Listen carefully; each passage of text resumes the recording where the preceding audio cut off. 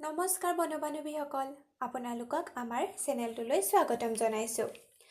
আজি আমি কেনেকৈ অতি সোনকালে চুলি দীঘল আৰু মজবুত কৰি তুলিব পাৰি তাৰে কিছুমান টিপছৰ বিষয়ে আলোচনা কৰিম। এই টিপছ কেইটা ব্যৱহাৰ কৰি আপুনি অতি সোনকালে চুলি দীঘল কৰিব পাৰিব, লগতে চুলি সৰাও বন্ধ হ'ব। আজিকালি বাঢ়ি অহা পলিউশ্যন, ধূলি আদিৰ বাবে আমাৰ চুলিবোৰ অতি সোনকালে ডেমেজ হ'ব ধৰিছে, লগতে চুলি সৰিবও ধৰিছে। আজি যিকেইটা টিপছ আলোচনা কৰিম সেইকেইটা মই নিজে ব্যৱহাৰ কৰি সুফল পাইছোঁ, গতিকে আপোনালোকে নিশ্চয় ট্ৰাই কৰি চাব পাৰে। প্ৰথমতে কেতিয়াও সদায় মূৰ ধুব নালাগে আৰু সপ্তাহত দুবাৰ শ্বেম্পু কৰিব লাগে। শ্বেম্পু কৰাৰ পাছত এটা বস্তু আছে যাৰ দ্বাৰা আপুনি চুলিখিনি ধুই দিব লাগিব। সেইটো কেনেকৈ বনাব মই কৈ আছোঁ। দুটা পিঁয়াজ কাটি ল'ব। তাৰ পাছত পিঁয়াজৰ টুকুৰা কেইটা এটা পাত্ৰত লৈ কম জুই দি বইল কৰিব। তাৰ পাছত পানীখিনি চেকি লৈ মূৰ ধোৱাৰ পাছত সেই পানীৰে চুলিখিনি ধুই দিব।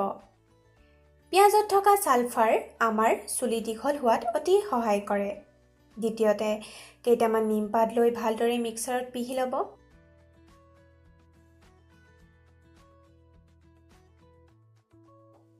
তাৰ পাছত এনেকৈ এটা পাত্ৰত নাৰিকল তেল আৰু নিম পাতখিনি দি ডাঠ হৈ যোৱালৈকে গৰম কৰিব। এই তেলৰ মিশ্ৰণটো সদায় চুলিৰ গুৰিত লগাই ৰাখিব।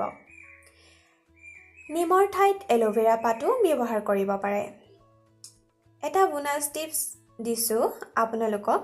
গাৰুৰ যিটো কভাৰ ব্যৱহাৰ কৰে সেইটো চিল্ক কাপোৰৰ ব্যৱহাৰ কৰিব, কটনৰ ব্যৱহাৰ নকৰিব। চিল্ক কাপোৰ হ'লে চুলিৰ লগত ঘঁহনি কমকৈ হয়, গতিকে চুলি ডেমেজ নহয়। কটন কভাৰ হ'লে চুলি বেছিকৈ ডেমেজ হয়। আজিৰ ভিডিঅ'টো কেনেকুৱা লাগিল চাই লৈ জনাব। আজিলৈ ভিডিঅ'টো ইমানতে সামৰণি মাৰিলোঁ। আজিলৈ bye bye and take care.